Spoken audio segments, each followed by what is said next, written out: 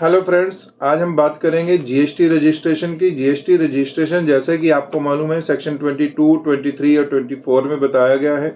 Section 22 deals with the persons who are liable for registration, section 23 deals with the person who are not liable for registration and 24 deals with the compulsory registration. Now we will discuss these section one by one in detail.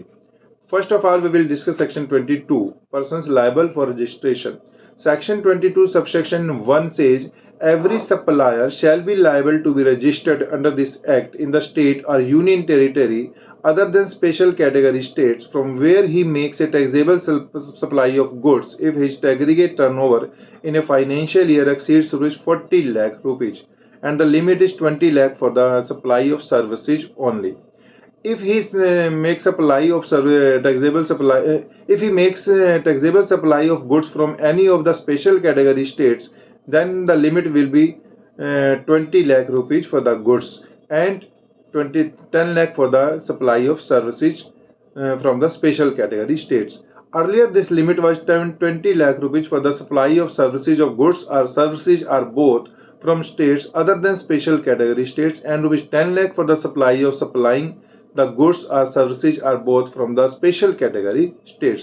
This limit was increased with effect from 1st April 2019 through the Finance Act 2019. Earlier आपको मालूम है कि जो ऊपर मैंने बताया है कि जो लिमिट थी एग्रीगेट टर्नओवर की वो सर्विस गुड्स और सर्विसेज दोनों के लिए थी और स्पेशल कैटेगरी की 10 लाख थी और स्पेशल कैटेगरी के बिना जो स्टेट्स थी और जो नॉर्मल स्टेट्स होती है उनके लिए वो 20 लाख रुपीस थी। ये जो टर्नओवर बढ़ाई गई थी ये गुड्स के लिए बढ़ाई गई थी, सर्विसेज के लिए टर्नओवर नहीं बढ़ाई गई थी। सर्विस आज की डेट में जो turnover aggregate turnover 40 lakh for goods है for the states other than special category and 20 lakh for the state special category, and for services it is 20 lakh and 10 lakh respectively, which whatever the case may be. Now what is the meaning of aggregate turnover? Aggregate turnover is defined in section 2 subsection 6 of the CGST Act 2017. Now there is an explanation in this section. That is, for the purpose of this subsection, a person shall be considered to be engaged exclusively in the supply of goods, even if he is engaged in exempt supply of services provided by way of extending deposits, loans, or advances, insofar as the consideration is represented by way of interest or discount. Means अगर कोई goods के साथ साथ loans का काम करता है, deposits का काम करता है या लोन्स एंड एडवांसेस दोनों का काम करता है, उसका जो कंसीडरेशन है वो इंटरेस्ट और डिस्काउंट के रूप में आता है, then he will be treated as the supplier of the goods and not the services and the limit will be accordingly will be rupees 40 lakh rupees in that case. Now there are two more explanation in this section. Number one, the expression aggregate turnover shall include all supplies made by the taxable person, whether on his own account or on behalf of his principals. Means principal और उसकी जो भी turnover माने होगी, that will be included in that aggregate turnover.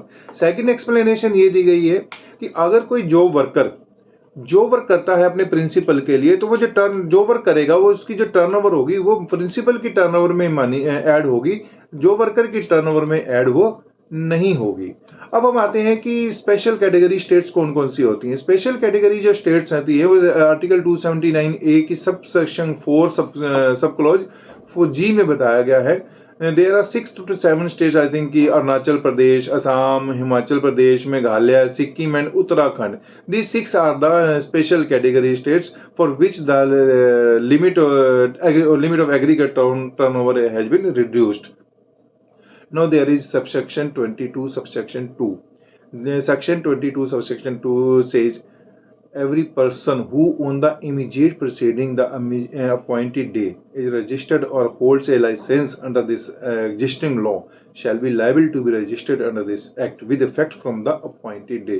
कहने का मतलब क्या है कि अगर कोई पर्सन अपॉइंटेड डे मीन्स कि जिस डे को जीएसटी इंप्लीमेंट हुआ था उस डेट को कोई वैट में रजिस्टर था, एक्साइज में रजिस्टर था या सर्विस टैक्स में रजिस्टर था, जिस किसी में एक्ट में रजिस्टर था जो कि जीएसटी में मर्ज हुआ है, उस डेट में अगर इन एक्ट्स के में वो अगर वो रजिस्टर्ड था तो वो ऑटोमेटिकली ही जीएसटी में रजिस्ट्रेशन के लिए लायबल हो जाएगा और उसको रजिस्ट्रेशन लेना पड़ेगा। अब सबसेक्शन 3 ऑफ 22 क्या कहती है?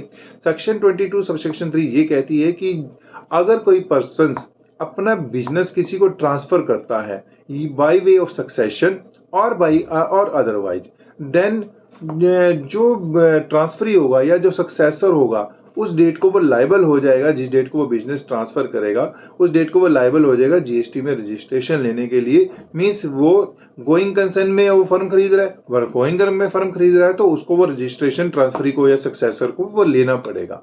नो सेक्शन 22 सबसेक्शन 4 क्या कहती है? सेक्शन 22 सबसेक्शन 4 ये कहती है कि अगर किसी दो कंपनियों का अमेलगेमेशन होता है या मर्जर होता है या कोई डी मर्जर होता है तो जो नई कंपनी बनेगी और जिस डेट को हाई कोर्ट या ट्रिब्यूनल या जो भी है जिस जहाँ से भी वो उसको सर्टिफिकेट मिलता है और रजिस्ट्रार ऑफ कंपनी जो उसको सर्टिफिकेट दे देगी उस डेट को उसको क्या करना है? जीएसटी रजिस्ट्रेशन लेना है। He will be liable for the registration on the date of certification. So this was all about the section 22.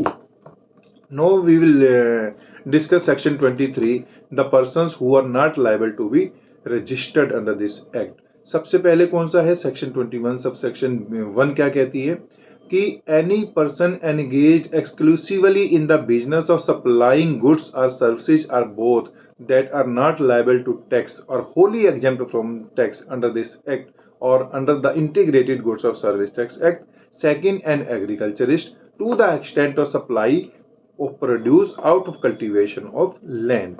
कहने का मतलब क्या है कि ए में क्या बताया गया है कि जो पर्सन सिर्फ और सिर्फ एग्जेम्प्टेड गुड्स में डील करता है या ऐसी गुड्स में डील करता है जो टैक्स पे जिनके ऊपर टैक्स नहीं लगता तो उसको चाहे वो सीजीएसटी एक्ट में या आईजीएसटी एक्ट में तो उसको रजिस्ट्रेशन नहीं लेना। सेकंड एन एग्रीकल्चरिस्ट, जब तक वो एग्रीकल्चर करता है उस लैंड के ऊपर तो उसको जीएसटी रजिस्ट्रेशन नहीं लेना। सेक्शन सबसेक्शन 2 इसमें 23 में एक ऐड की गई थी कि विद इफेक्ट फ्रॉम 1 जुलाई 2017 को ये एप्लीकेबल किया गया था through finance act I think notification number 28 के थ्रू ऑन 31 जुलाई 2023 को कि सेक्शन 22 या 24 में कुछ भी लिखा गया हो उस it doesn't matter, the government can exempt any person from the taking the registration under the GST as the special category of persons as may be exempted from obtaining registration। Time to time जब भी government वो चाहती है देखती है कि इस बंदे को रजिस्ट्रेशन नहीं लेना तो वो उसको रिकमेंड कर सकती है कि उसको जीएसटी रजिस्ट्रेशन लेने की जरूरत नहीं है। No comes to section 24 compulsory registration. Section 24 में कुछ पर्सन्स या सप्लायर ऐसे बताए गए हैं कि जिनको रजिस्ट्रेशन लेना ही लेना है, चाहे उनकी टर्नओवर 1 रुपये है या 40 लाख है, इट डजंट मैटर। वो कौन कौन से पर्सन्स हैं? पहला है कि persons making any interstate supply, जो इंटरस्टेट सप्लाई करते हैं उनको टर्नओवर से कोई लेना देना नहीं है, उनको तो रजिस्ट्रेशन पहले दिन से ही उनको लेना है। दूसरे है कैजुअल टैक्सेबल पर्सन। तीसरे हैं persons who are required to pay tax under reverse charge. Reverse charge में अगर आप लाइबल हो तो आपकी टर्नओवर मायने नहीं रखती, आपको जीएसटी रजिस्ट्रेशन लेना ही लेना है। चौथे है persons who are required to pay tax under subsection 5 और सेक्शन 9। फिर है non resident taxable person making taxable supply. फिर है persons who are required to deduct tax under section 51। Persons who make taxable supply of goods or services are both on behalf of other taxable person whether as an agent or otherwise। अगर दूसरे के लिए काम कर रहे हैं तो उनको रजिस्ट्रेशन लेने की जरूरत नहीं है। इनपुट सर्विस डिस्ट्रीब्यूटर को लेने की जरूरत नहीं, सॉरी मैं गलत बोल रहा हूँ थोड़ा, कि इनको रजिस्ट्रेशन लेना कंपलसरी है। इनपुट सर्विस डिस्ट्रीब्यूटर को लेना जरूरी है। पर्सन्स हु सप्लाई गुड्स और services are both other than supply specified under subsection 5, इनको भी लेना जरूरी है। एवरी इलेक्ट्रॉनिक कॉमर्स ऑपरेटर को लेना जरूरी है। Every person supplying online information और डाटाबेस एक्सेस, उनको लेना जरूरी है। Every person supplying online money gaming, उनको जीएसटी रजिस्ट्रेशन लेना जरूरी है irrespective of their turnover, and such other persons और class of persons as may be notified by the government on the recommendation of the council. So this was all about the 22, 23 and 24 which deals with the registration under the GST. Section 25 में procedure बताया गया है जो कि हम अगली video में discuss करेंगे. Till then, thank you very much for listening this video. I am so much thankful to all of you. Thank you very much.